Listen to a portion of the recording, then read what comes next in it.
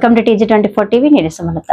హైదరాబాద్ లోని exhibition grounds లో సేవాపక్షం కార్యక్రమాల భాగంగా ఏర్పాటు చేసిన ప్రత్యేక ఫోటో ఎగ్జిబిషన్ ను బీజేపీ ఎంపీ కె లక్ష్మణ్ సందర్శించారు.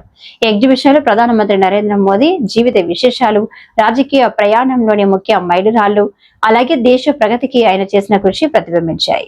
ఈ సందర్భంగా ఎంపీ లక్ష్మణ్ మాట్లాడుతూ మోదీ గారి జీవితం ప్రతి ఒక్కరికి ప్రేరణమని, సాధారణ కుటుంబం నుంచి దేశ అత్యున్నత పదవికి ఎదిగిన ఆయన ప్రయాణం విశేషమని పేర్కొన్నారు.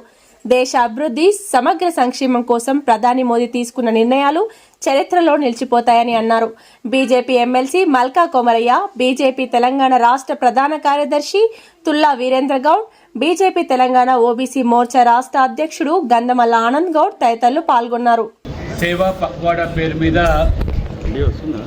భారతీయ జనతా పార్టీ కేవలం రాజకీయాలు, ఎన్నికల కోసం మాత్రమే కాదు, అధికారం కోసం మాత్రమే కాదు, అధికారం అనేటువంటి ఒక సాధన ద్వారా ప్రజలు,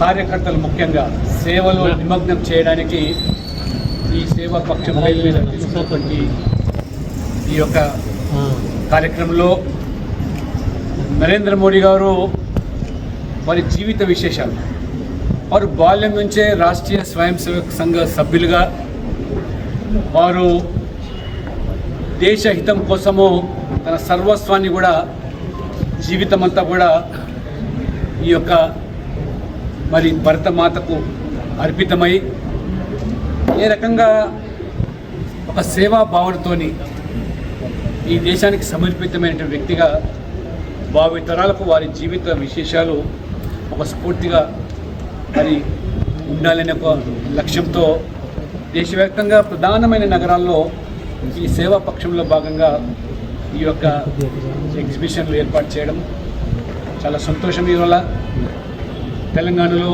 హైదరాబాదులో ఈ యొక్క ఎగ్జిబిషన్ ద్వారా అనేక మంది యువత, విద్యార్థులు మోదీ గారిని స్ఫూర్తిగా తీసుకొని మరి ఈరోజు రాజకీయాలు అనేది కేవలం ఓట్ల కోసమని, ఓటు బ్యాంక్ రాజకీయాల కోసమని కులాన్ని, మతాన్ని, ప్రాంతాన్ని, భాషను ఆ రకంగా రెచ్చగొట్టి ఓటు బ్యాంక్ రాజకీయాలు పాల్పడుతున్న వాళ్లకు రాజకీయాలు అనేది ఒక సేవ అనేటువంటి ఒక మరి స్ఫూర్తిని కల్పించాలని చెప్పి ఈ కార్యక్రమాలు నిర్వహించడం, కార్యకర్తలు, యువత ముందుకొచ్చి రక్తదాన శిబిరాలు, పేదలకు అనేక రకాలుగా ఊతమిచ్చేవి.